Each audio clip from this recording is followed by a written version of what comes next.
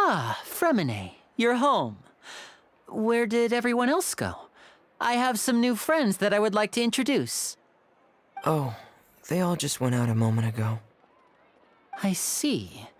Everyone is getting busier now that Father will be returning soon. I suppose that can't be helped. Allow me to introduce you to my little brother, Fremine. He is a phenomenal diver. Hello. Nice to meet you! Paimon is Paimon, and this is the Traveler! Oh, you sound very proud to have a diver as a brother, Lyney. Lyney, could you come here for a moment? What is it, Fremine? Do you have something to tell me?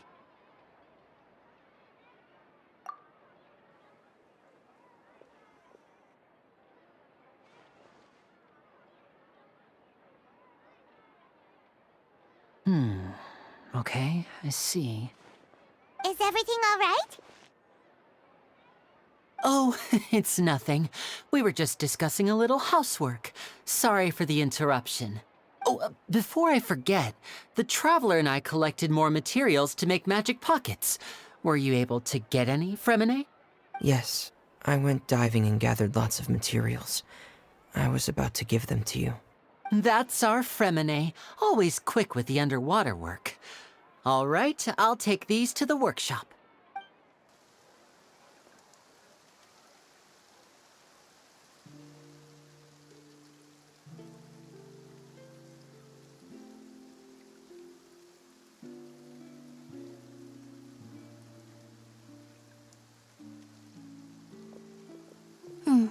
Looks like rain. Oh, you're right. But wasn't it clear and sunny just a moment ago? Fontaine's weather sure is weird. I'm afraid that's just how it is here. It often rains on days where there are trials being held in the Opera House, but don't worry, it'll clear up soon enough. What's wrong, Fremine? There's a legend about the rain that I tend to believe. It's said that a dragon of water once resided in Fontaine. Though we don't know where the dragon went, every time it weeps, the skies will cloud up and pour out rain. When I was a child, my mother told me that if I wanted to go outside and play, I should yell toward the sky at the top of my lungs. Hydro Dragon! Hydro Dragon! Don't cry!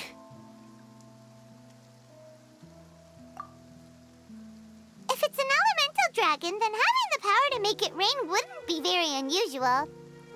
Let Paimon try something. Hydro Dragon! Hydro Dragon! Don't cry!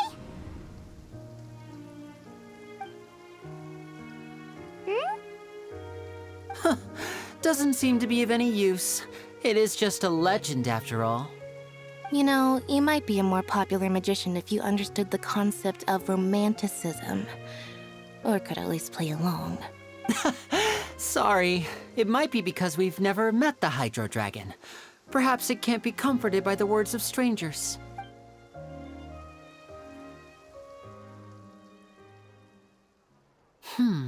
It rained for longer than I suspected. Oh, it's already getting late. Was there something you needed to do, Lyney? Yeah, some preparations for the show at the Opera House. I need to find a way to catch the last aqua bus of the day. On the day of the performance, just ride the aqua bus to the island of Aeneas. I'll have Lynette meet you at the fountain in front of the Opera House. Oh, are you leaving now? What is it, Fremine? I'm in a hurry. Oh, I get it. You feel nervous delivering the materials for the magic pockets, is that it? Perhaps we could trouble the Traveler to help us take these materials to the Beaumont Workshop and deliver them to the owner there? I'm afraid that Fremine can be quite introverted, and the boss there tends to be pretty talkative. Fremine has always been a little afraid of her. No trouble at all! Don't worry, we're on the case! Sorry for the inconvenience. I'm quite useless when it comes to such tasks. I'll think of a way to make it up to you. Oh, no need, no need. This will be a walk in the park for us.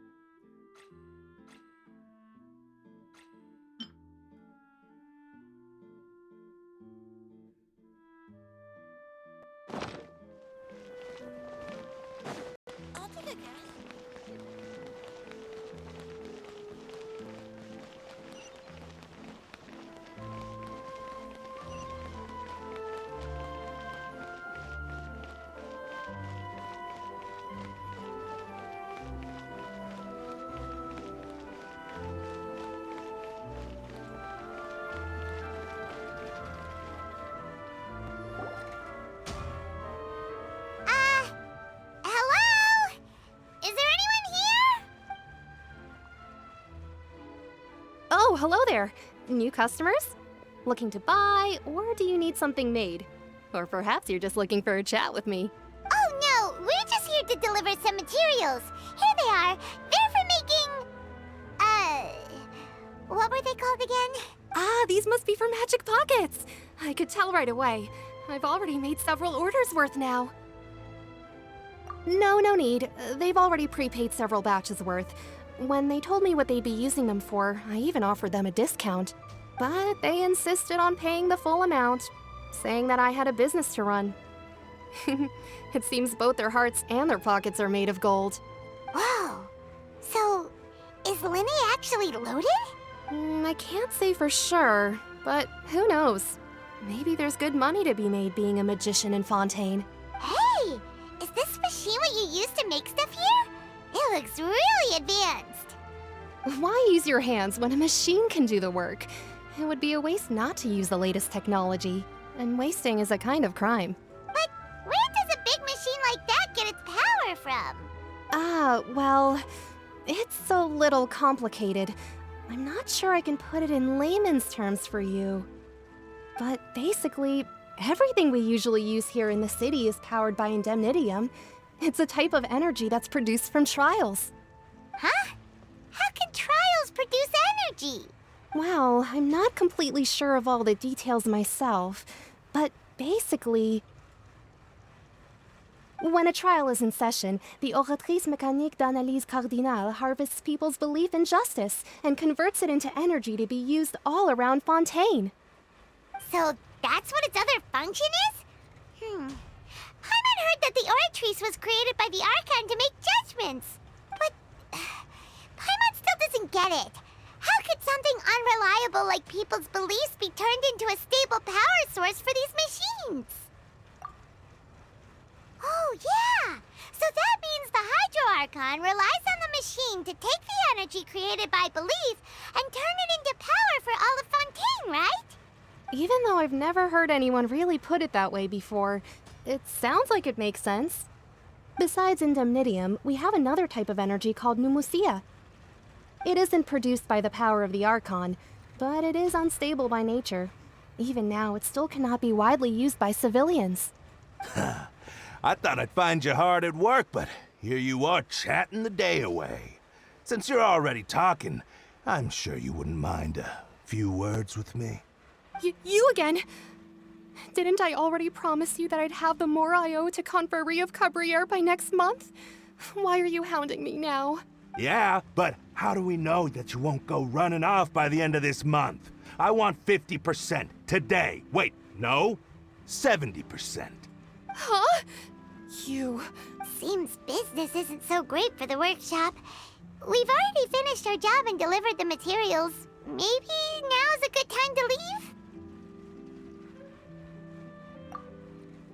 Hey, hold on! Before you go around trying to collect payments, why don't you settle your own debts first? If Confrérie of Cabriere wants to poach clients from Northland Bank, that's fine. But I'm afraid you still owe the bank a hefty sum of mora. So why don't we work things out between us first, before you get back to your little conversation here? You're from Northland Bank. But we said we'll pay everything we owe next month. Why are you hounding me now? Traveler, Paimon! I didn't think I'd run into you here in Fontaine.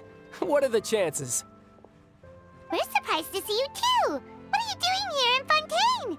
You didn't want to stay in Snezhnaya? Long story short, I've already been in Fontaine for some time now, and honestly, things have been pretty boring. But it seems that fate brought our paths together today. Not only will I have some good friends here now, but ones who always seem to find trouble. Either way you look at it, it seems things are going to get a lot more interesting now. Pretty sure we'd want to avoid anything that you'd find interesting. Besides, our trip here has gone pretty well so far. Right, Traveler? Hey, you, Northland Bank boy. Aren't you forgetting something? Don't interrupt. It's not often I run into the Traveler like this. Why don't you wait for me over there for a while? You kidding? Aren't you the one looking for us? You really expect us to sit and twiddle our thumbs while you catch up with your friends?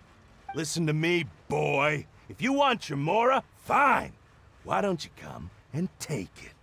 Hey, I just said not to interrupt. Oh, by the way, Traveler, the last time I took Tonya and Tusser ice fishing, Tusser said, Hey! That's way over the line! All right, boys, let's see who has to pay up now! Can you at least let me finish one sentence? Fine. Though the bank told me not to get rough with our clients. You're the ones who started it. This is an act of self-defense.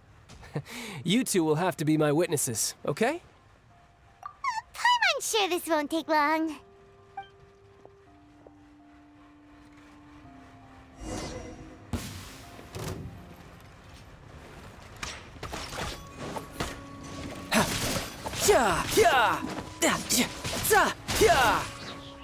Shouldn't let your guard down.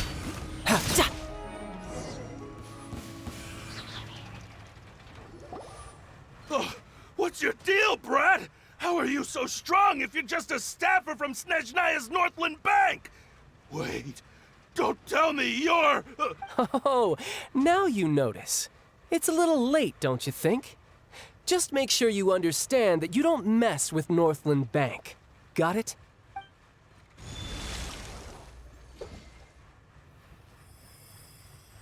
Huh?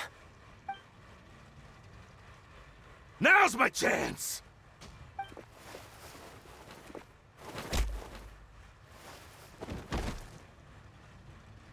Huh. That was weird.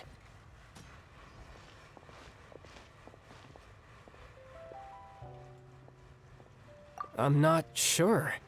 It's as if I suddenly lost control of my hydro powers when I needed them. Maybe there's something wrong with my vision? Strange. How could that happen? First time Paimon's ever heard of someone losing control of their vision. Never mind. It doesn't matter. If I want to stay sharp, I shouldn't be relying too much on my vision anyway. Besides, I always have my delusion in case I need it. So what are you doing in Fontaine, child? I don't see its work for Northland Bank. Well, I guess it's because I've been in a bad mood lately. Huh? What kind of reason is that? Wait, since when do you feel down about anything? I don't know. Maybe I still have a lot to learn about myself. But recently, there seems to be some sort of restless power stirring inside of me. And I don't know why, but every now and then I feel like I'm in a terrible mood. Maybe you losing control of your vision just now is connected with that power you're feeling inside. That is a possibility. I can't remember if I ever mentioned it before, but when I was 14, I fell into some unknown abyss. It was during that time I learned nearly all of my abilities. The one who took me under her wing and taught me was named Skirk. She was always quiet and very mysterious. Nobody knew where she came from or what she had been through, and she was always very strict when teaching me combat techniques. One time, I asked her why she was willing to take me on as an apprentice. From what I could make of her answer, it was because I had awakened it, and traces of it remained on me. She said that all my combat training would be useful in the future. But what is it? What did you awaken? She never explained that. But my guess is that it's related to a dream I saw when I had just fallen into that abyss. In my dream, I was in the deepest depths of the sea, and the boundless seabed was all around me. But in front of me appeared a whale that was so massive, I felt like I couldn't breathe. A whale? Oh, that sounds familiar! When we fought against you before, you summoned a huge whale that seemed to leap at us. Is that the one? That's just an abstract form of a whale that I create using my elemental powers. It takes that shape because the scene I dreamt of the whale has always been stuck in my mind. I'll never forget it. So you used the whale as inspiration for one of your moves? Huh. Seems a little twisted to Paimon. So why don't you just go ask your master? Maybe she knows the answer. You make it sound so easy. Ever since the incident I experienced there, I've never stopped searching for Master Skirk and that unknown abyss. But it's been years now, and I've still found nothing. There isn't even a trace of the place where I remember falling into the abyss. Oh, It sounds like some kind of ghost story. Yeah, I'm out of leads at this point, but there's nothing more I can do. It seems that strange encounters in this world tend to be elusive like that. Oh, seems the time really flies when I'm talking with you. I just remembered I have somewhere else I need to be, so I should get going. What? More work for the Northland Bank? No, it's more of a personal appointment. Lately, I've been sparring with some of Fontaine's official champion duelists whenever I'm feeling bored. Official champion duelists? You mean it's their job to duel?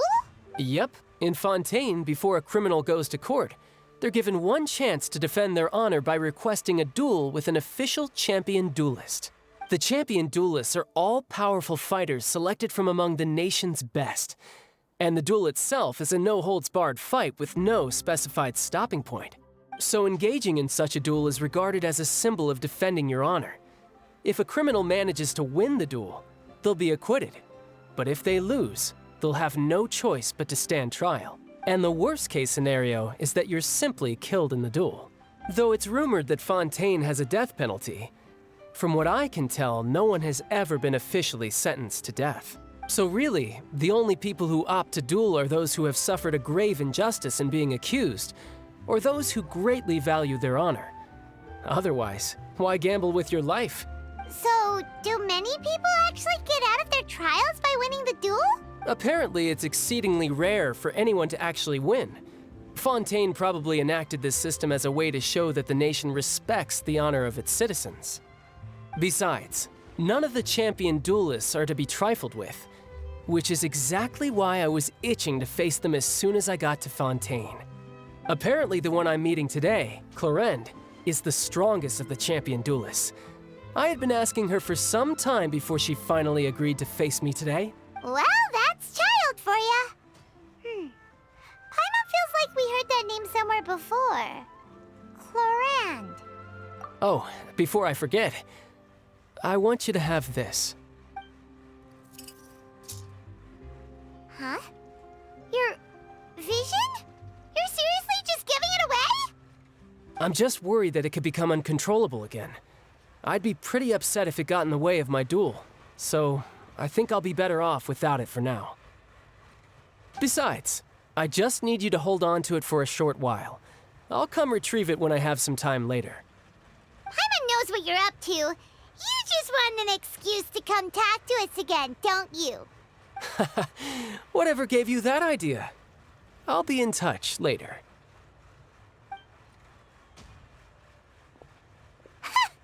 That sneaky guy. He said he's been feeling down lately, but he seemed the same as ever to Paimon. Well, since we don't have much to do for now, we might as well walk around and see the city before Lyney's performance.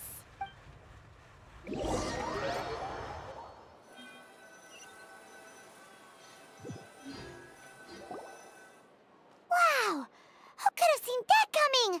The reporter who was barely around for most of the story was the murderer all along! Sorry. Paimon was just surprised, that's all. Whew. Paimon never saw that twist coming. The murder mystery novels here are amazing!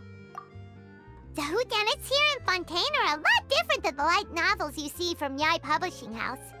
Both have their merits, but Paimon thinks this style of novels are more, well, novel.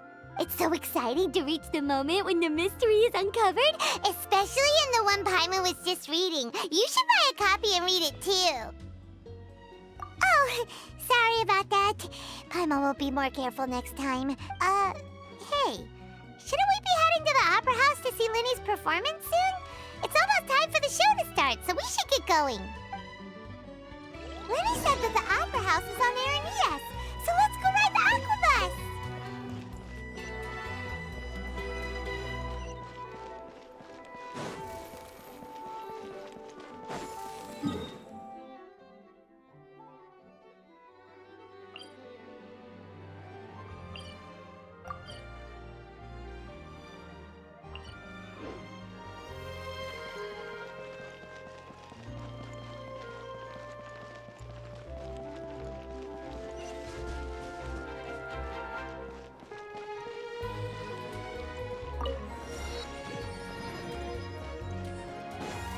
Phew!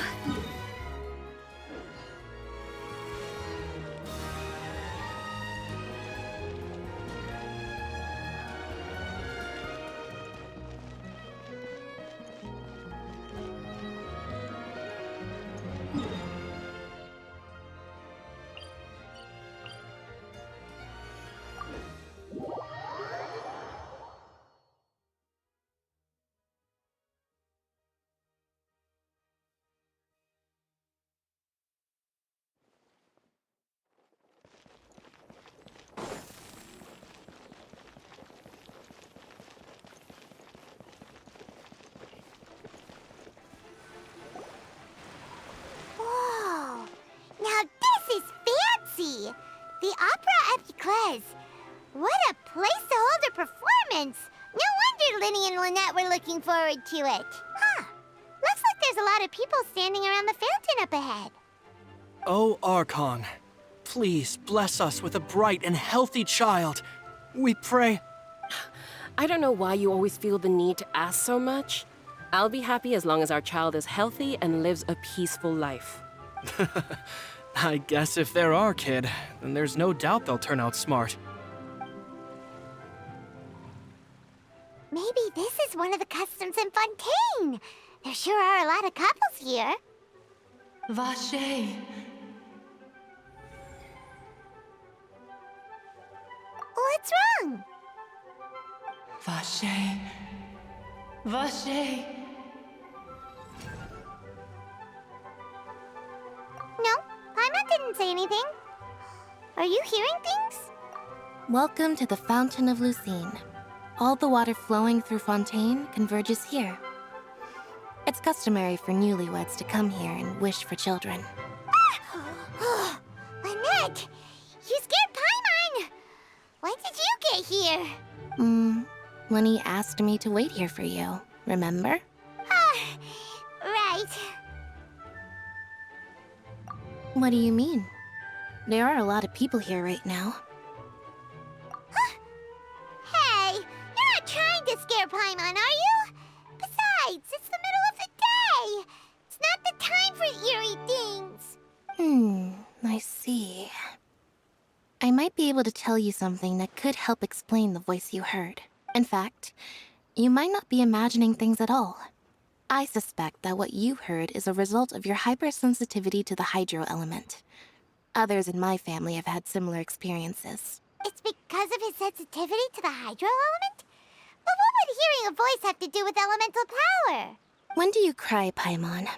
Wait, what? What does that have to do with anything?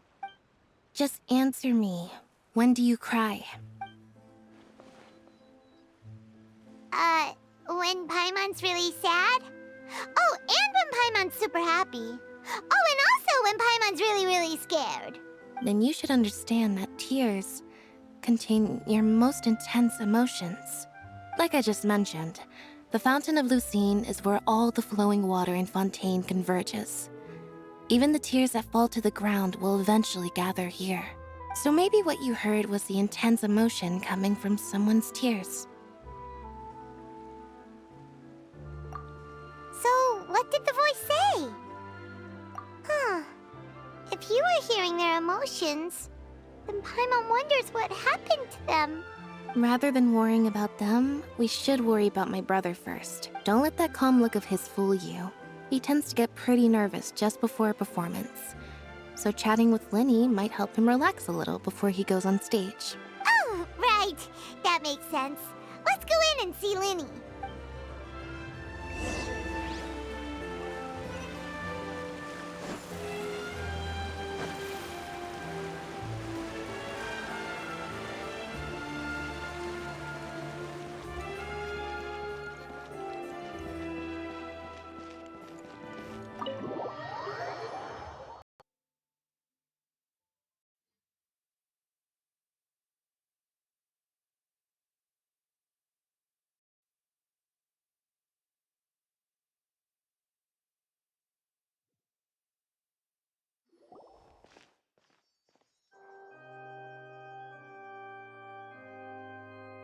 Traveler and Paimon, good to see you.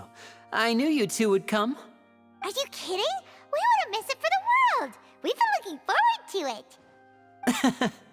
I can tell, judging by how early you've arrived. But you're actually right on time. The audience still hasn't started entering the venue yet, which means now is the perfect chance for us to take you to the best seats in the house. Wait just a moment. I'll fetch the tickets.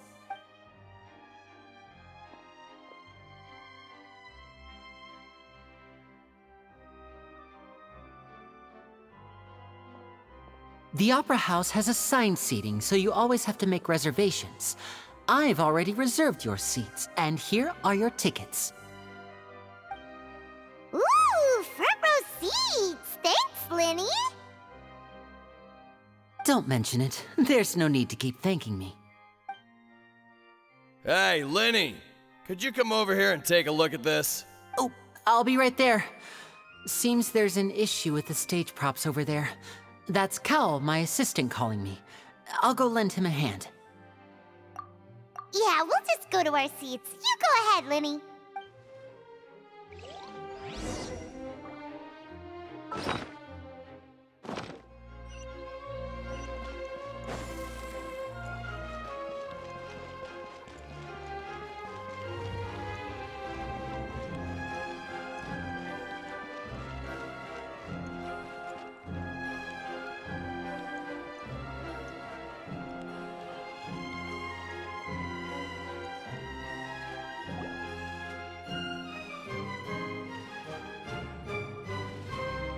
Oh, these should be our seats. Come on, let's sit down.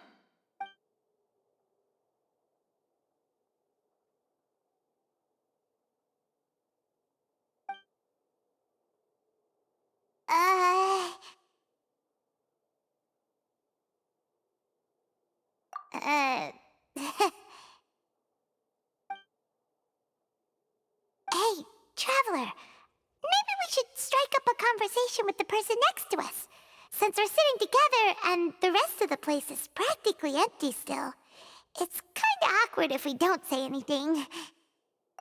Ah, you little... Of course you put this on Paimon.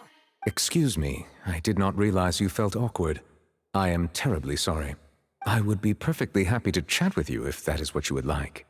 Oh, so you heard all of that, did ya? Boy, you sure have good ears. Paimon thought she was keeping her voice down. Wait, that's not it. Paimon's sorry.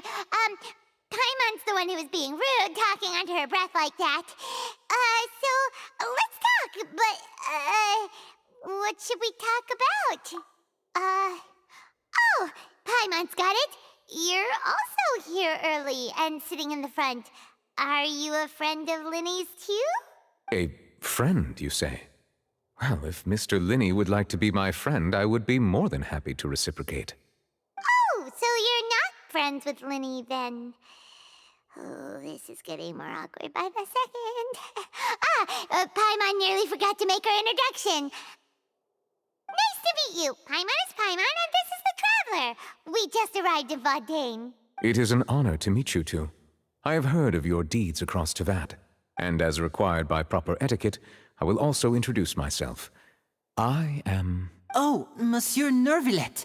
What an honor it is to have you here to see my show. Ah, Mr. Lyney. I should say it is in fact an honor for me to see your performance in person. Wait, Neuvillette? Could he be... I saw you all chatting just now, but it seems you still don't know who Monsieur Neuvillette is. Allow me to introduce you to Fontaine's Chief Justice. That seat is always reserved for him. It wouldn't be too much to say that he's the symbol of justice and honesty here in Fontaine. Whoa! Sorry for being so rude just now. Paimon had no idea you were such an important person. No offense taken. Being Chief Justice is merely what I do for work. Nearly every person has their usual reserved seat, so I'm not so special, really.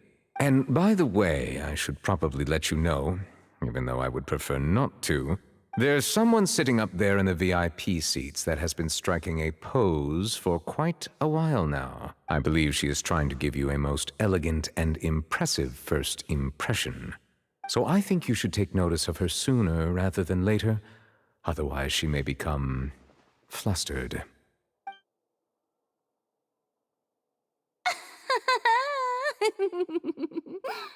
Huh? Oh, it's Farina, the Hydro Archon. Huh. She sure has a smug and satisfied look on her face. Guess she has no idea that you saw right through her act. Very good. That is for the best. No need to pay her any more attention. We may now enjoy the show. Huh?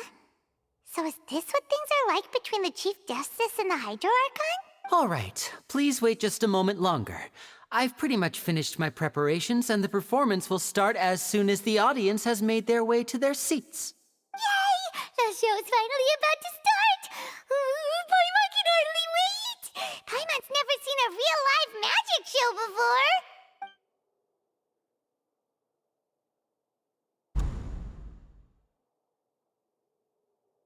Ooh! They're dimming the lights! The show must be starting!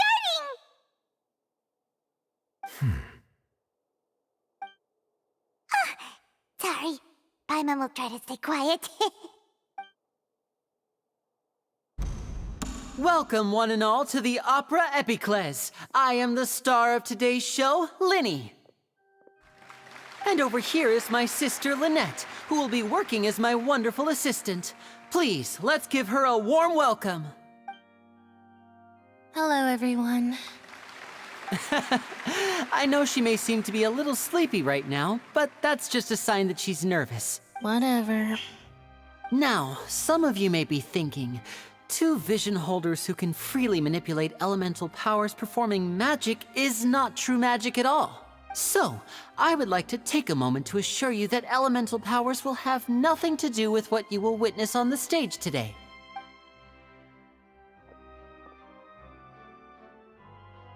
Both Lynette and myself have removed our visions for the show. That way, even the gods won't be able to help us. Oh, good point. That's what makes the show real magic. Now, without further ado, let the show begin. Lynette will now exit the stage to make some preparations. I know you might miss her, but don't worry. She'll be coming right back on stage momentarily. Perhaps in an unexpected way. I'm sure she'll be stealing the spotlight soon enough. Oh, and before I forget, there's one more thing I should say. You never know what can happen in the blink of an eye. A magician's greatest skill is making things disappear or appear. The possibilities are endless.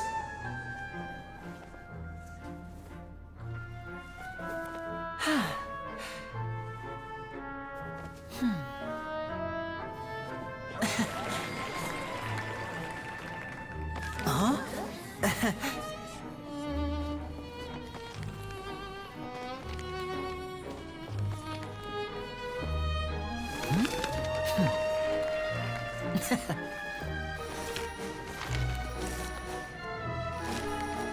But this isn't what you came for. These little tricks, you've seen them all before. So it's time for something truly extraordinary, don't you think? This one's a little tricky.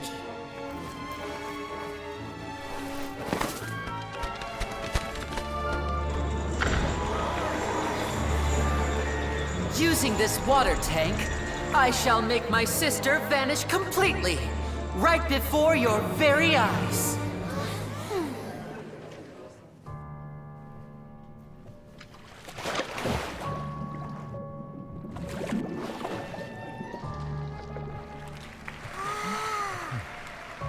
It's actually quite simple. She'll just turn into air bubbles and float right out of the top.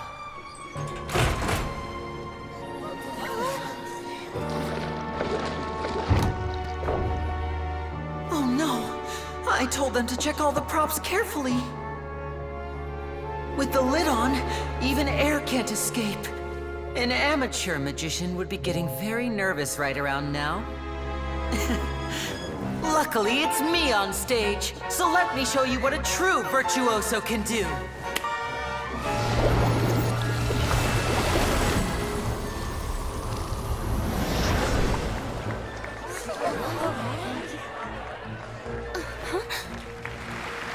Lynette, are you still there?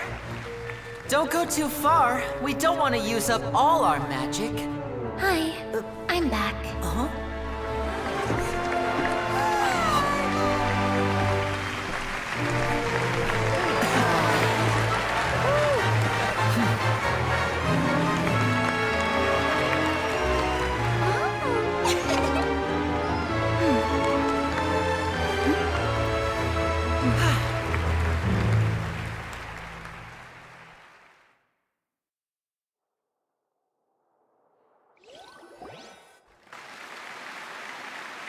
Whoa!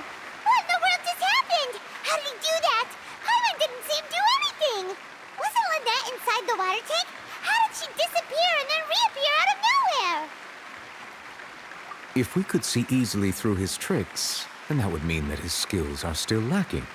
To appreciate magic, you should focus on the show happening on stage, rather than getting caught up in trying to see that which has been intentionally hidden. Guess you're right. Paimon couldn't believe her eyes when Lynette reappeared. Amazing! Thank you, everyone. I'm glad you enjoyed that performance. But our magical journey has only just begun. I've prepared even more astonishing surprises for everyone here. The magic of transformation and disappearance can go far beyond what you've just seen. I'm sure many of you are thinking that escaping the water tank was impressive enough. But Lynette is still my assistant after all. In which case, I have ample time to make all necessary preparations. So, for my next trick, I will require the participation of one lucky audience member. Please, if my assistants could bring out the magical boxes now. There are 2 boxes and only 2 boxes. One is here, and one is there in the aisle among the audience. I'm sure many of our clever audience members have already guessed our next magic trick. A swap! Our lucky audience member and I will each enter a magic box. After 1 minute, we will each emerge from the opposite box. Now please, everyone pay very close attention to the box you see here. Don't give me any chance to make a move. Wow! How's he gonna do this? Hey, do you think this is all magic tricks, or does Lyney have actual superpowers? The lucky audience member will be generated by this random number selector. It selects numbers entirely at random. Even I don't know who will be chosen to participate. Now then, let's begin.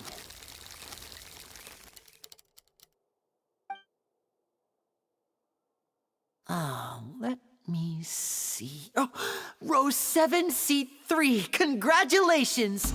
You now have the chance to experience magic firsthand for an entire minute. Please, come forward. My assistant will take you beside the magic box.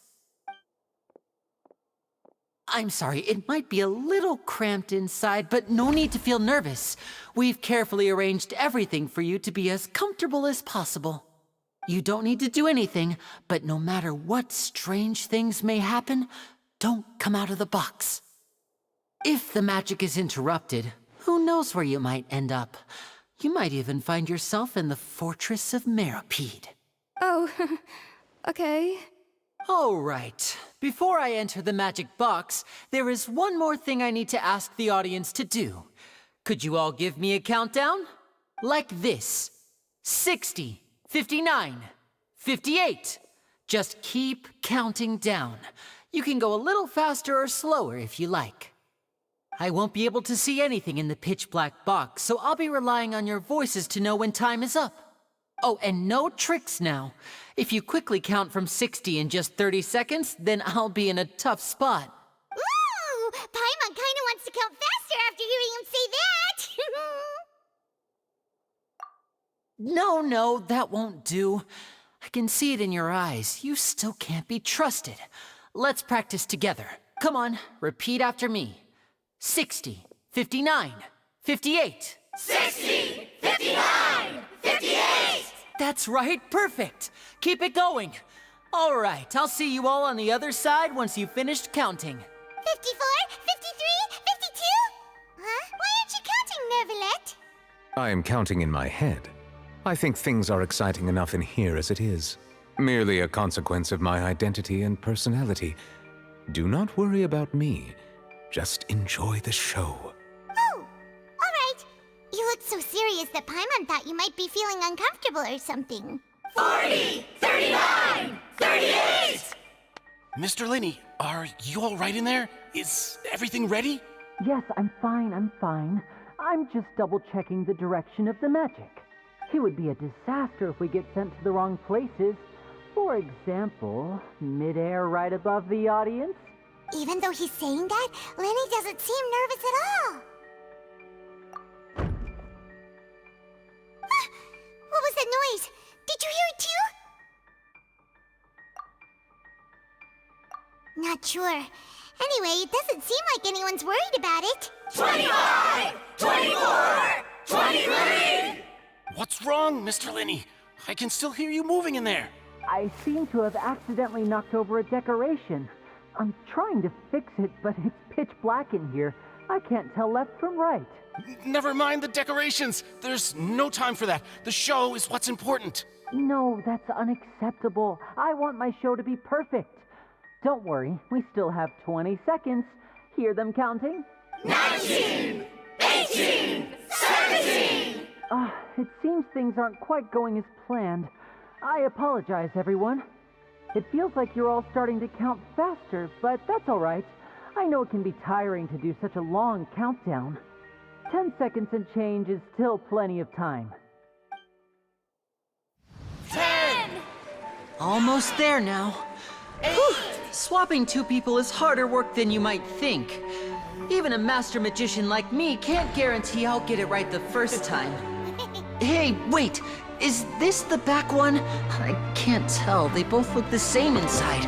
Huh? No, that's not it. I'll try again. 7! Hey, slow down! Honestly! 5! 4! 3! Whoops! That doesn't count! 0!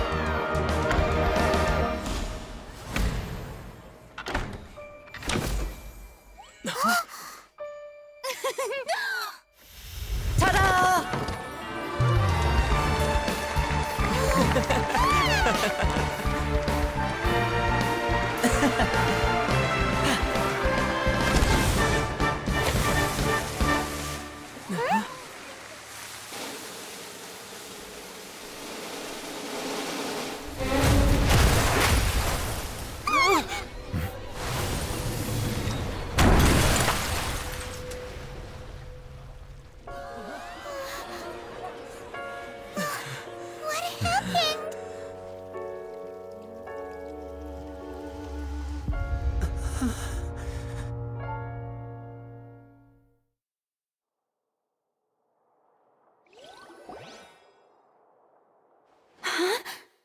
Is this part of the show?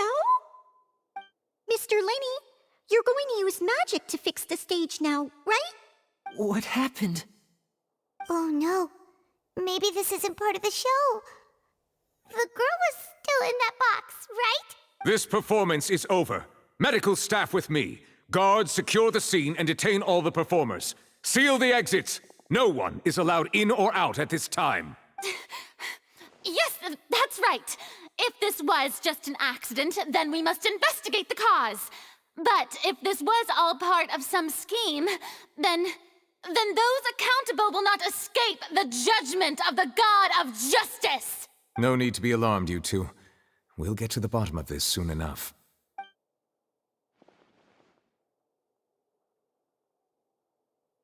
Unfortunately, the person who is in the magic box has been pronounced dead. His name was Cowell, one of the assistants in Lyney's magic troupe. Apparently, the fireworks on stage ignited the ropes that were suspending the water tank, which then caused the tank to fall onto the stage. As of now, we are still not sure why we found Cowell in the box, rather than the guest from the audience.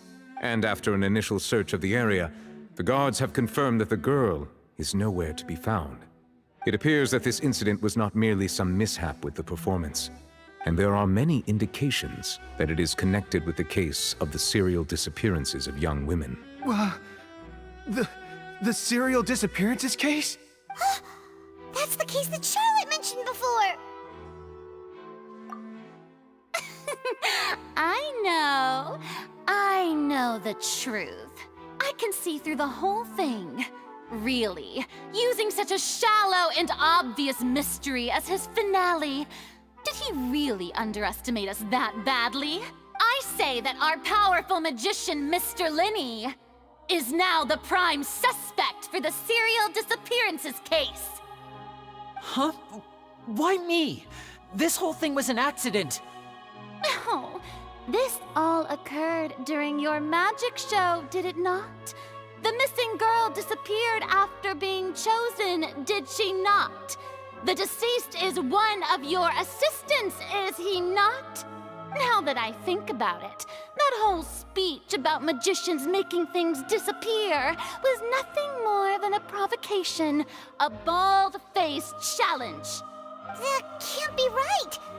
How can Lyney do this? He was in the box on the stage the entire time. We can even hear his voice. Besides, before the show, he told us that he would like to catch the criminal behind the disappearances. He couldn't possibly mean catching himself. Save discussion for a later time, please.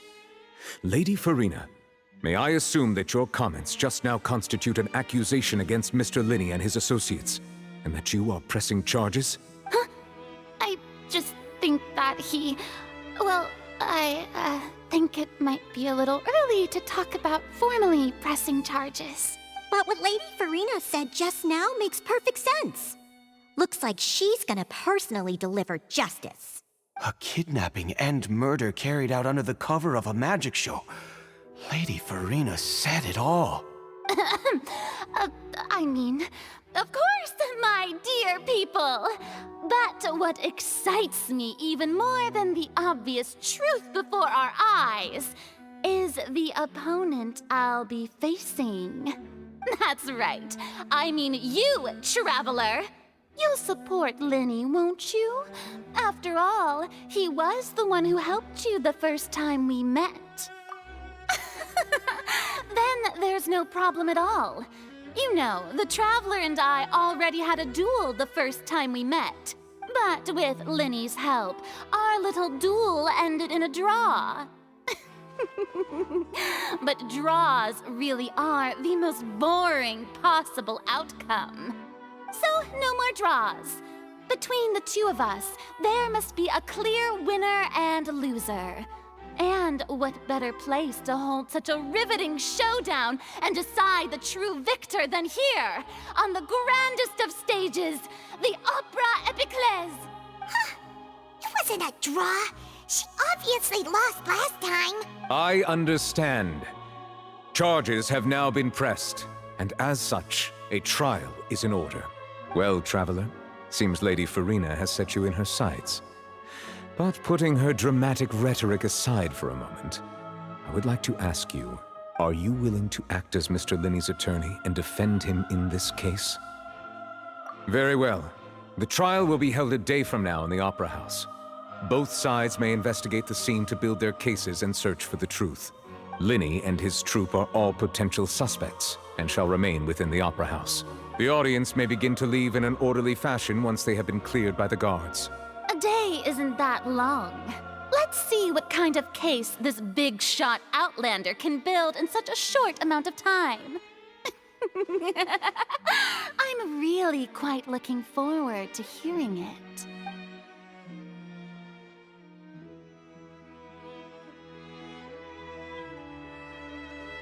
Lyney! Sorry about everything that happened just now. Were you frightened? Of course! Who wouldn't be scared after witnessing an accident like that? Yeah, I'm a little shaken up myself. How could this happen? And poor Cal.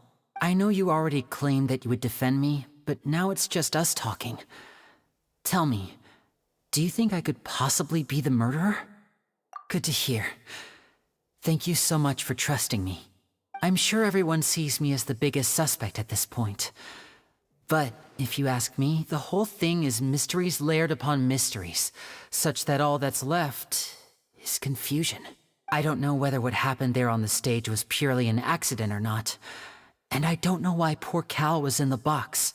As for how that girl chosen from the audience could suddenly disappear, I'm afraid I don't have any answers either. If someone tampered with my performance, then we need to figure out what they did. Even a skilled and knowledgeable magician like myself couldn't pull all that off in just 1 minute.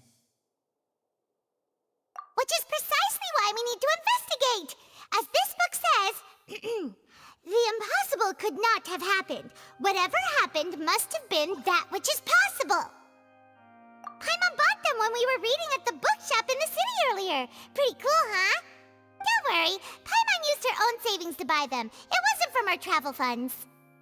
I think they look cute on you, Paimon. You have good taste, Lynette! That's the right attitude. Feeling depressed isn't going to help me now. I need to get back to my normal self. But with the guards watching our every move, it's going to be especially difficult for Lynette and I to prove our own innocence. Good thing you agreed to be our attorneys. Thanks for that. We'll be counting on you. Yes, thank you so much. Yeah, just leave it to us. Oh, since we're going to start investigating, Paimon has a question first. Where did Lynette go during the performance?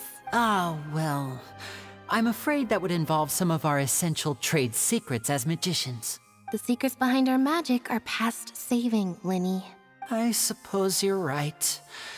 The truth behind our tricks is going to be important evidence that will be weighted during the trial. 'Tis truly a pity. As a magician, our magic show is a work of art. We've poured countless hours and spared no effort in perfecting it. But if revealing our secrets will help you uncover the truth behind what happened, then it will be well worth it. We should go somewhere else if we're going to discuss our magic tricks. We'll go speak with the guards, and in the meantime, you can go investigate the stage and the seating areas. Alright, let's go have a look while the investigation teams are still here. Detective Paimon is on the case!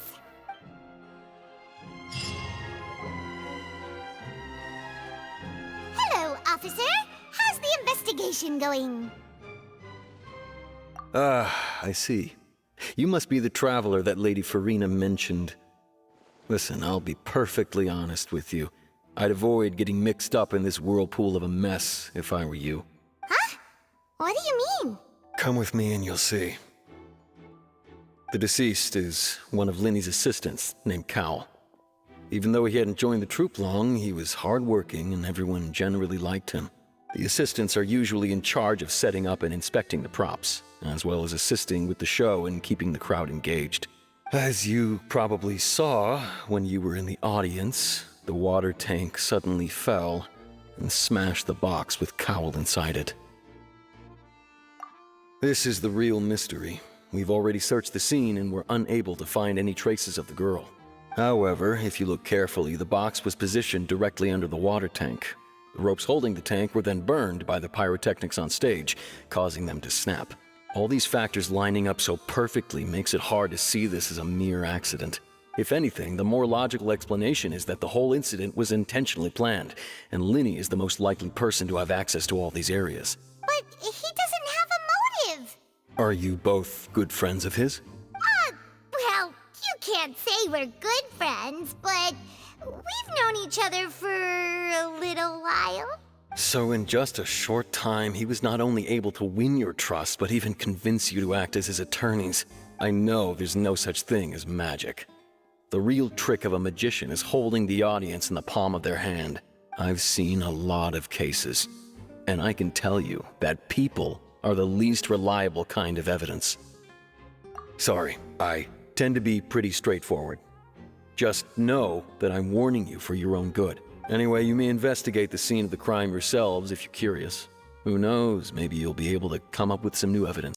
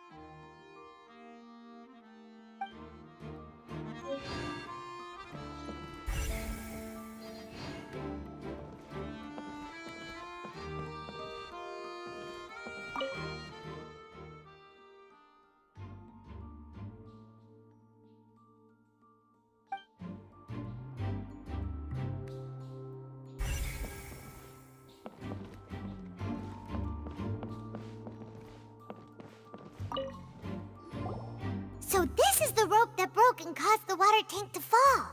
The rope looks pretty durable. How can it be burned through so quickly by fireworks? Why are you suddenly so serious, Traveler?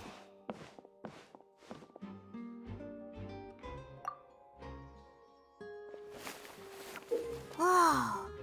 Look! This bit is made from different material! Most of it was burned away, but there's still a little bit of it left. Huh. So if a rope meant to hold something was made with that kind of material in it, then that means... Wait! Paimon should write all this down! Let's take notes!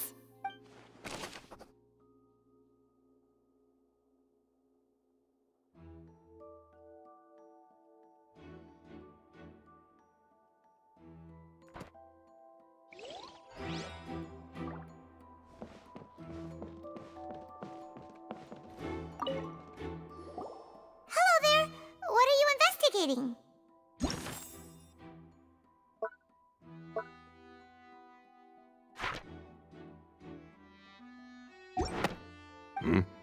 Oh, this location has also been cordoned off because the Magic Troop members are currently considered prime suspects.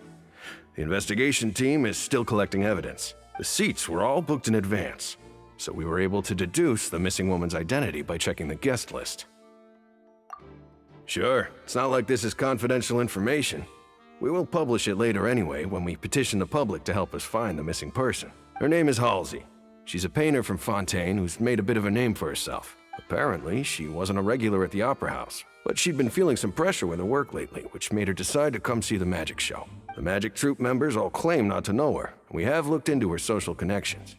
It seems that she has no personal grievances or conflicts of interest with the suspects. Simply put, she wasn't related to the Magic Troop at all, which matches the features of the previous serial disappearances. Were the victims of previous cases also chosen at random? That's how it seems to us, in any case. Apart from the fact that they were all young women of around the same age range, there really weren't any other connections between them. Okay then. No need to be so formal. If you do happen to see the missing girl, please be sure to contact us. It is of utmost importance that we get to the bottom of these disappearances.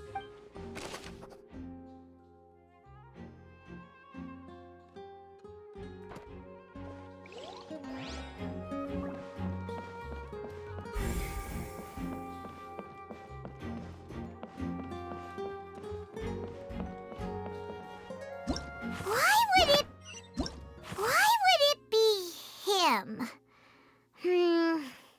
How strange. Gosh, no wonder the serial disappearances never got solved. Whoever the murderer was, they must have made preparations well beforehand. This rope was obviously tampered with.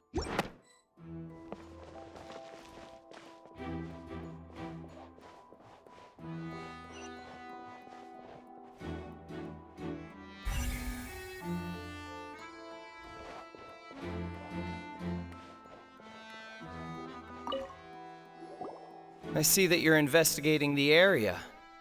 Well, it just so happens that I'm interested too. If you find any new and interesting leads, be sure to share them with me, alright? We don't have too many thoughts yet. Then why don't I tell you my hypothesis first?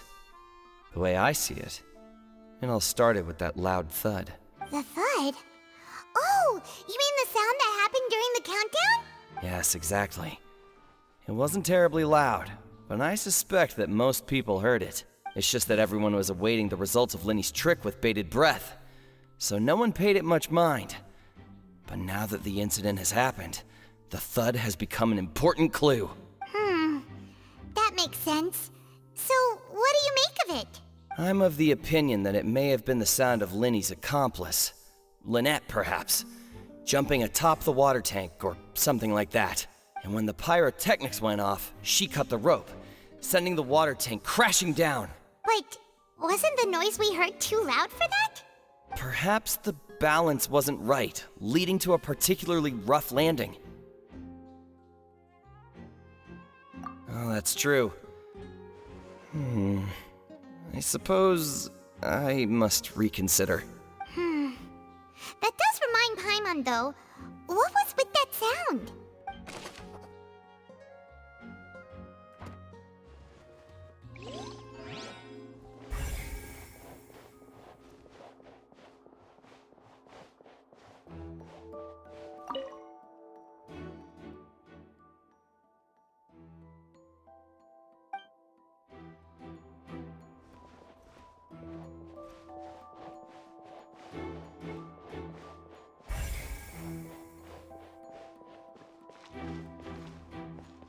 Lyney's still talking to the guards.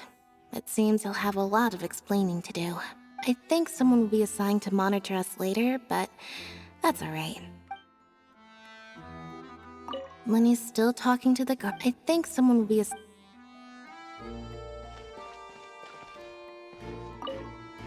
Lyney's still talking to the guards. I think someone will be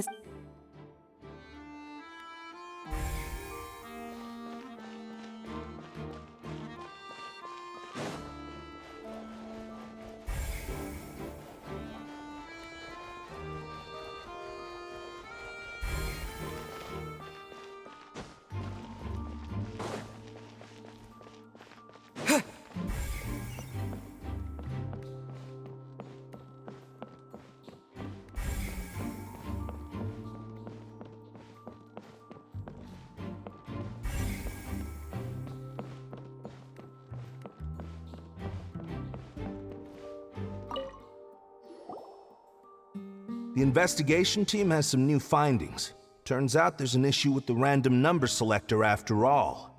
See, I told you. What if the machine picked some big guy's seat? You think the murderer would have still made his move then? Sorry to interrupt, but we're helping Lyney and Lynette with their side of the investigation. What were you saying about the number selector? There's something wrong with it? You're trying to help them? That'll be a tall order. Lyney used the machine to pick a random member of the audience during his performance, right? The lucky girl that later disappeared. Well, we thought there might be a serious problem with the machine, so we had it taken away for further inspection. It turns out that the seat number it picked wasn't random at all. The machine picks that same number every time. I'm sure you already know that you have to make a reservation in advance to get a seat, regardless of whether it's a trial or some performance. In other words, Lyney knew who would be sitting where from the very beginning. That much checks out. Lyney reserved our seats for us, too. Bet you see why I was saying it'd be tough to make a case for Lyney. Even though it's bad for Lyney's case, Paimon had better write it down.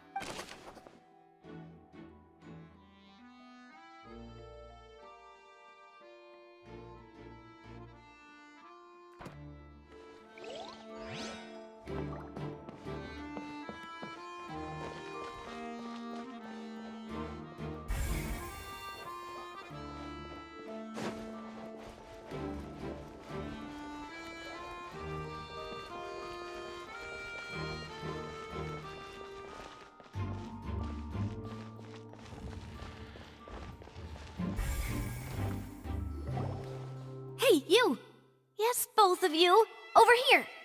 I've been keeping an eye on you for a while now. Huh? You mean us? That's right. If I'm not mistaken, you're also among those who wish to cut down the thorns and pursue the truth. No? And by the looks of it, you're not from Fontaine. Well, you're right on the more about that one, but who are you?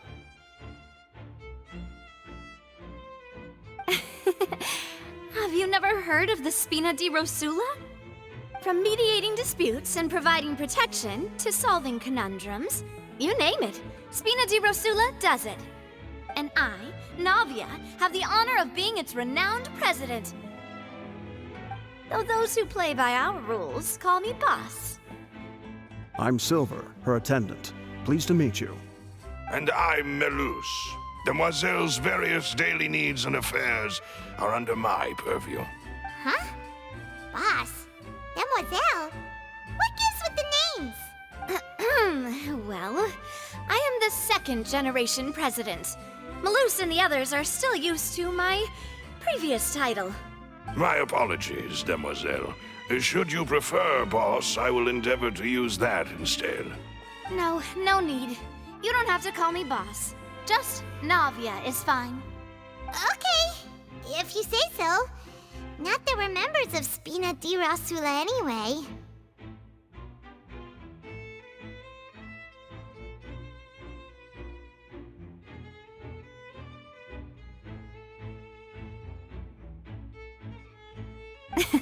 All merely trifling details. Never mind. Now, back to the situation at hand. That's right. I've always kept an eye on the serial disappearance cases. My interest stems from a matter back from my father's time. Judging from the look of things, I find Lyney an unlikely mastermind. Really? We think so too! That's why we're looking for clues now. But how did you come to that conclusion? Intuition, naturally. My unparalleled intuition. Farina sure was quick to point the finger at Lyney without any decisive evidence whatsoever, wasn't she? But that's not uncommon for her. If you remember, the Justice had to interrupt her and ask if she was pressing charges just to keep her from getting carried away. Anyway, a trial begins the moment someone levels charges. And, of course, there was no way Farina was going to back down in that situation. Sounds more like you just don't trust the Hydro Archon. Well, what's your opinion? I must admit that she can be interesting at times, but liking her doesn't mean that I'll blindly agree with her. All right, I've answered your question. Now, it's time you answer mine. Wait a minute, did that answer count? Well, I say it does. But don't worry, you won't hear any pointless questions from me. In your opinion, do you think it's right to treat a trial like it's an opera? Well? And why would that be?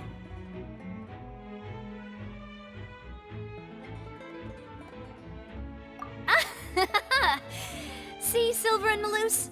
I told you they'd be different. Most astute of you, demoiselle. I too think that the traveler's response was most excellent. No matter how wonderful the script or how fervent the audience's expectations may be, the trials that go on stage here must be based in fact. And if that can be done, boss, then... All right, that's quite enough, Maloose. Anyway, I like your answer. You passed with flying colors. Now, I need to make some preparations, following which our joint investigation shall commence. You two shall be my assistants. Wait! Since when did we become assistants? Oh, well, I can be the assistant, sure. Or your companion, if you like. I'm really not that fussy. That's more like it. Far be it from me to brag, but I believe that Demoiselle's intuition will be instrumental in uncovering the truth. You wish to save a friend from false accusations, and we wish to unravel the disappearances. In this sense, our goals are aligned. You have a point. You're quite the talker, aren't you, mister? And what about you over there? What do you think? You seem like you've got something on your mind. I have nothing to add. Oh, alrighty then. We'll be making some preparations first. Just be sure to let us know if they start revealing Lyney's tricks.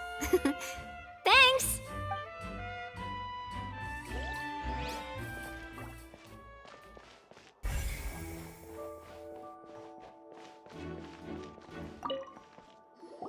Sorry, but no one can freely enter or exit the Opera House at the moment.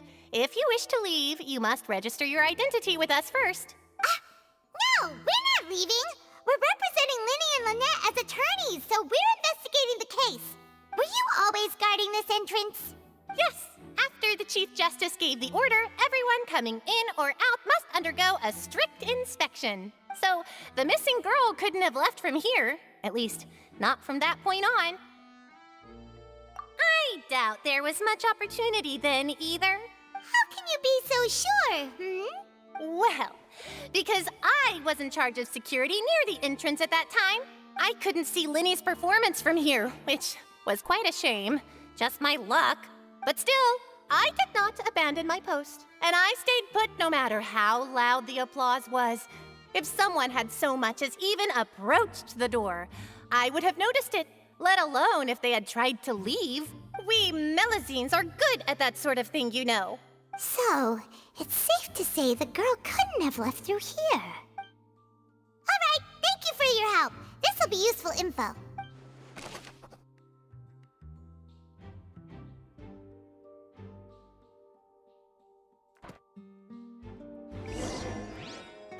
We've checked everything of note here at the performance venue.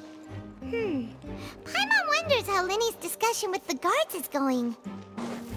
Let's go see, shall we? Ooh, things are getting interesting, huh?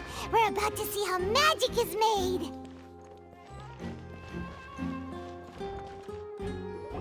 Understood. Then I will be going with you. Just so you're aware, I will be monitoring your actions and making notes as necessary. Very good. Thanks for being so agreeable. I'd pull a rose out of my hat as a gift for you if I could. You may spare the pleasantries. I'm just doing my job. You've arrived. Who's this? Me? I'm Spina di Rosula's guardian angel.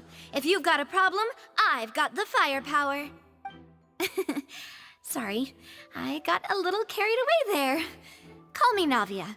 I'm a partner of theirs, and will be helping investigate this whole situation. And these are my companions. Would you mind if they join as well? Fine by me. Oh, new helpers? I would be most grateful. Well, let's just say we're tagging along. It's not every day you get to see the secrets behind magic performed on such a large scale. I appreciate your kind interest. Come with me. We'll be heading below stage. Huh? Below stage? Yes, a world of secrets is hidden beneath this magic box, prepared specifically for this switcheroo trick. But before I reveal everything, you should have a look first.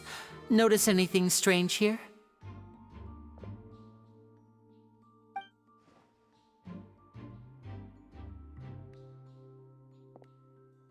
I'm not trying to be dramatic. Remembering the details of a trick will help you understand the methods used to perform it more easily. Huh. Weren't there balloons and other decorations here? Where did all that go? Ah, good eye. That said, you're still far from discovering the answer. The back? You mean the inside of the door? What's different about it? Paimon didn't notice anything. Very good indeed. I thought you might not be able to catch that, given that you were sitting in the first row. The back of this door was patterned. Those patterns are now gone, replaced by a smooth wooden board. So, if you put 2 and 2 together, what do you get? Exactly. All right, let's go. I'll tell you how it works as we head down. Oh, so there was a passageway under the magic box! I knew you'd figure out most of it as soon as you saw this place. The 2 magic boxes are positioned right above the 2 entrances of the tunnel. See this flatbed trolley? The box with the lucky audience member in it would be shuttled over to the other side using the trolley. This trolley can raise and lower and even rotate, ensuring that the box will face in the right direction. I see. So that's the purpose of the box inside another box. Precisely. The inner box would descend after the audience member was put inside and be moved along the trolley, all while the outer box would remain on stage as if nothing had ever changed. So that's how you did it! Once the box was lowered, the trolley would store some energy through this device here, with which it would complete the rest of the steps. The audience member would only be able to feel some slight movements in the dark, and by the time she walked out, she would already be back on stage. Right! You were talking that whole time, and you even came out for a moment near the end! Ah, yes. A phonograph operated by Lynette was used to achieve that effect. My assistant and I had already scripted our conversation beforehand. When the countdown began, I had already gone to the opposite box via a tunnel using that ladder. And what about Lynette? Where was she? I was in the mezzanine space in the back of the box. Oh, interesting! That's how we were able to coordinate Lyney's lines with the assistant. And by the way, I was the one who walked out of the box at the end. I mean, we are twins. All it takes is a change of clothes and no one can tell who's who. And that's my favorite part of this trick. Only Lynette and I can perform it. So that's how it all worked! Wow, every detail you revealed was more amazing than the last! Lynette would briefly walk out of the box and then go back in, jumping into the tunnel and escaping before the box on the trolley could finish ascending. And then I walk out of the other box in the audience area, and the trick would be complete. The operative word here being would. But as you saw, Cal was in the box, not our audience member. She, on the other hand, mysteriously vanished. We really don't know how that happened. If not for that interlude, this would have been an astonishing trick. I probably never would have figured out how you pulled it off. And yet, to think that someone was able to use this magic trick to commit a crime. Could we have a look around? I think we can come up with some more leads. This is the scene of the crime, so Lyney and Lynette are not permitted to stay here. I'll escort them back up. Yes, of course. No need to be so strict now. I won't disappear into thin air, you know. Thanks, everyone. We're counting on you.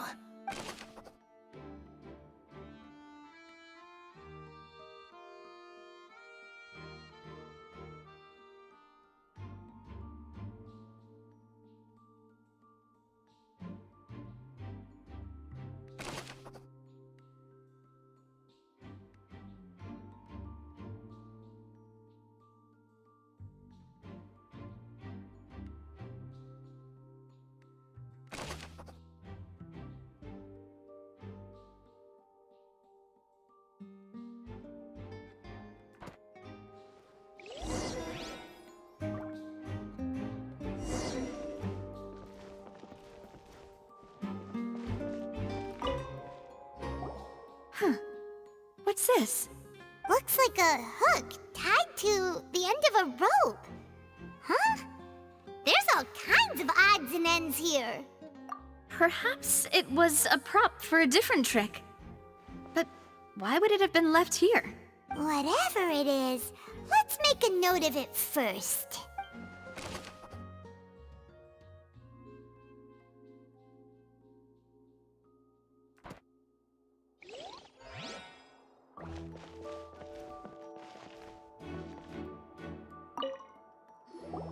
The floor is wet. Please be careful not to slip. Speaking of which, why would there be water here? Oh, Paimon knows! It's one of those tricks where you pour water into a jug and then flip the jug over only for the water to disappear. And here's a broken vase. Huh. Did the trolley knock it down while moving? That can't be. The trolley moves along tracks from start to finish. It couldn't have hit the vase at this distance. Let's note this down too and think about it later.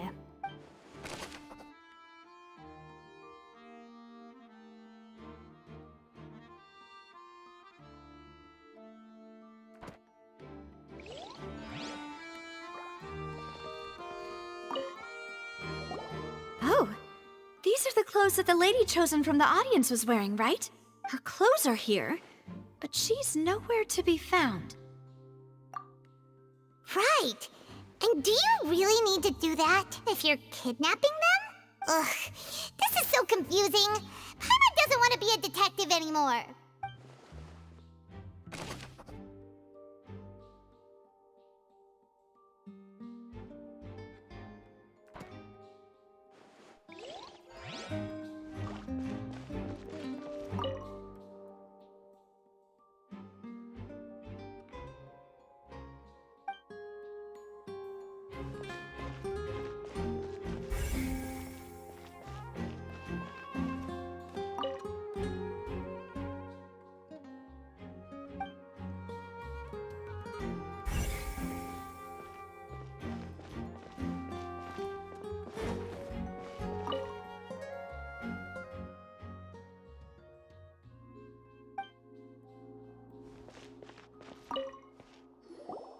What is this place?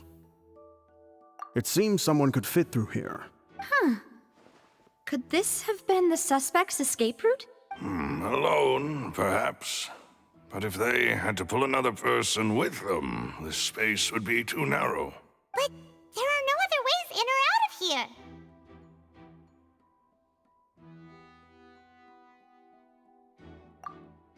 Oh, you're right! Let Paimon write that down.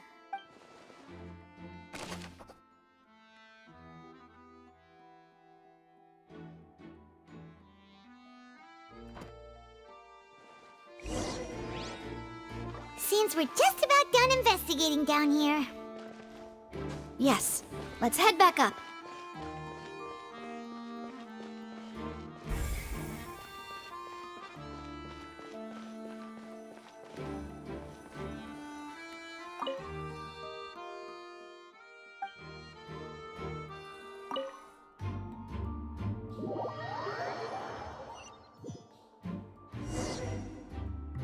Well, we've ascertained the state of the crime scene.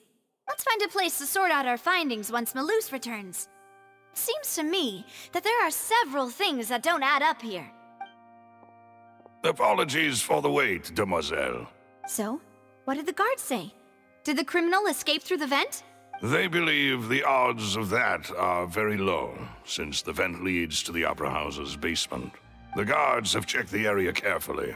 No one left through the basement during the performance or after the incident, and no one was found hiding there. So the tunnels become like a secret chamber then! You know, like the kind you usually see in novels! The plot thickens. Halsey's disappearance and Cowell's death are both quite inexplicable. No wonder Farina was so confident in her accusation. All the current evidence points toward Lyney and Lynette. In other words, the charges are very likely to be upheld unless we make some considerable progress. Charges and then trial. So if the charges are upheld, they'll announce a sentence? That's right. This is how a trial goes in the Opera House. During the proceedings, the Chief Justice and the Oratrice will hear statements from both sides. That's right. This is how indemnitium is produced. The statements from both sides, the defenses from attorneys, witness testimonies, and even the audience's emotions will all be projected on the Oratrice. To put it simply, it's as if the Oratrice has its own will, and is a judge in its own right. This also precludes any kind of favoritism on the part of the Chief Justice. Not that this has ever happened anyway. Once both sides have finished speaking, the Chief Justice will make his final decision. This, too, will be used by the Oratrice as a reference. Then, finally, the Oratrice will be consulted by officials. The result it returns is the will of justice itself. Huh? So that machine is the one that actually decides? Paimon thought Neuvillette called the shots. In practice, there is very little difference. Both have always come to the same judgment, which is why people have great faith in the Chief Justice. Yes, the guards also asked me to convey that none of us will be allowed to leave this place before the trial. Huh? What? Because we've chosen to act as the twins' proxies. That makes us persons related to the case. They're concerned that we might be colluding with outside parties, or that we might find outside help to disrupt the case. And even if that were not so, it could prove problematic if we happen to spread key information about the case ahead of time. I'm ready to break out at any time. Whoa! There's no need for that! Paimon thinks they have a point. That said, are they providing food? Of course. I just hope you don't mind the lack of options. I'm afraid that catering to all tastes is not in the cards, nor is any guarantee of balanced nutrition. In that case, let's just sort out our findings together here. Pity. I was hoping to take you to try some of Fontaine's famous desserts, too. I mean, what better way to properly think through our findings than over some tea and sweets? Huh. Breaking out suddenly doesn't seem like such a bad idea after all. Just kidding! Paimon will still do her best, even if there are no snacks. What do you mean, no snacks? Of course we'll have snacks. If we cannot buy some, then we'll simply make some. Huh? Here? But how? Understood, demoiselle. Everyone, please come with me.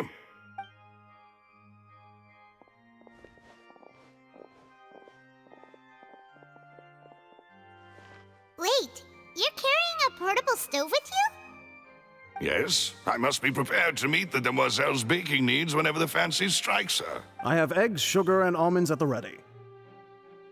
Good work, you two. Then I'll get to it.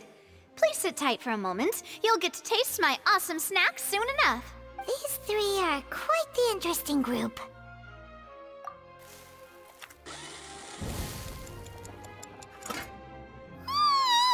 And Paimon thought it smelled good while it was still in the oven! Oh, it's even better now. Paimon can't stop drooling. From the way you had these two guys carrying all that stuff around, Paimon thought you'd have them do more during the baking process. But you ended up doing the entire thing by yourself! Beating the egg whites, grinding almonds, everything! I was applauding. And I was giving encouraging smiles. Paimon was just thinking, aren't you worried about getting your fancy dress dirty beating egg whites and baking like this? Well, I don't think it's carved in stone anywhere that fancy ladies can only read books, sip tea, ride horses, and play the piano. I just really enjoy making snacks. Don't underestimate beating egg whites, by the way. It's a real arm workout. You also need to beat them to just the right consistency, or your macarons will crack. Anyway, give these a try, fresh out of the oven. There's 3 for each of us. Only 3? Well, eating too many sweet treats might send all that sugar to your head. You wouldn't be able to think clearly about the case on a sugar rush, would you? Tea is ready to be served as well. This is Demoiselle's favorite, strong black tea with a floral fragrance that clears the mind and lifts the spirit. No need for concern. I'm merely doing as I should. All right then. Down to business. As Paimon mentioned previously, the tunnel seems to be something of a secret chamber. However, we can assume that Lyney and Lynette were not alone within it. Some criminal also occupied its sealed confines. The magician twins could have committed the crimes, of course, but they lack any logical motive. Exactly! Why would they do such a thing right when everyone was watching?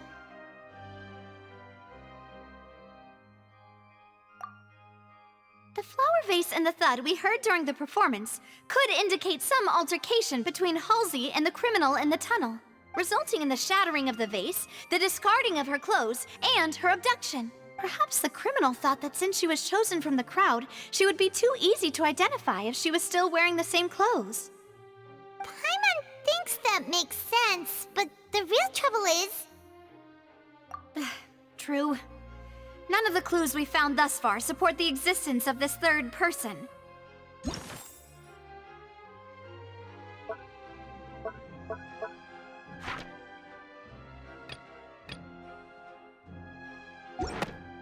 But the only people left to consider are both technically victims, whether it's the missing girl, Halsey, or poor Cowl.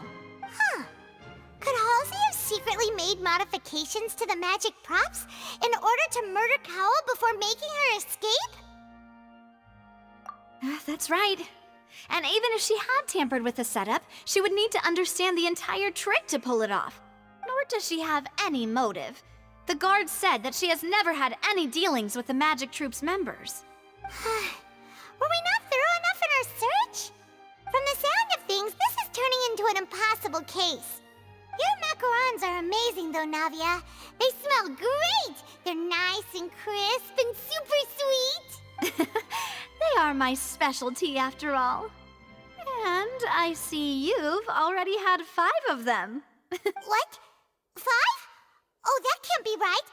Paimon only counted 3, honest! Please don't worry about it. At my age, a few less sweets might actually be a good thing. No. Being greedy is one thing, but Paimon knows how to count. Besides, Paimon knows that if she ate too many, then others wouldn't have enough. Wait, even you don't believe Paimon? How could you? If Paimon ate those 2 extra macarons, then may they turn into stone in her stomach! All right, we get it. Well, I suppose one of us might have gotten too engrossed in our chat and eaten them by mistake. No big deal. Maloose, set up the stove again if you would. Huh? What are you doing? Making sure everyone gets 3 macarons, of course. Exactly. We don't want to trouble you. As you wish, demoiselle. And I have the egg, sugar, and almonds. Well, this really is your hobby, huh?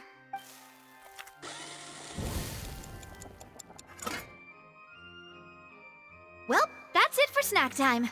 I'm going to have another look around the area. I don't know what we're looking for yet, but we've still got some time. As attorneys, I suggest the two of you think the case over again. It would be awkward if you got all tongue-tied on stage during the trial. All right, thanks for your help and for the snacks. It was nothing. A small task for the Spina di Rosula. Silver, Maloose, it's time to go. I'll be back if I find anything new.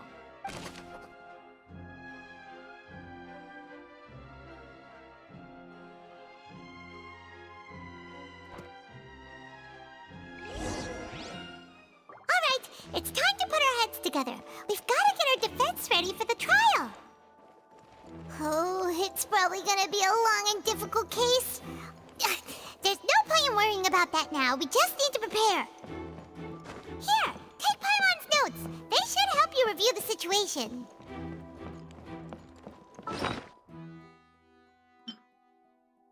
Why would it be him? How strange. That size wouldn't have been a problem for Paimon. Whoever the murderer... We all heard that noise, didn't we?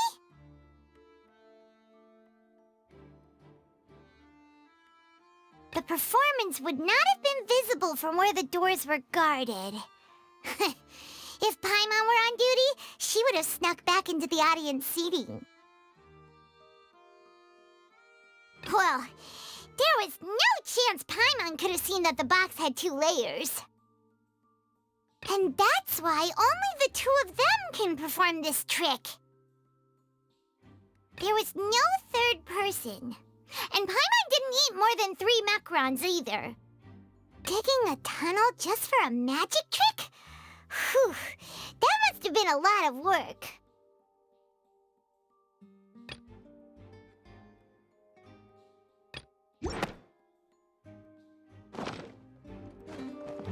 Hup! With the wind. Lyney's magic tricks were the stuff of legends, but the way he did this crime? Look, doing magic tricks is one thing. Pulling off a crime is something else entirely.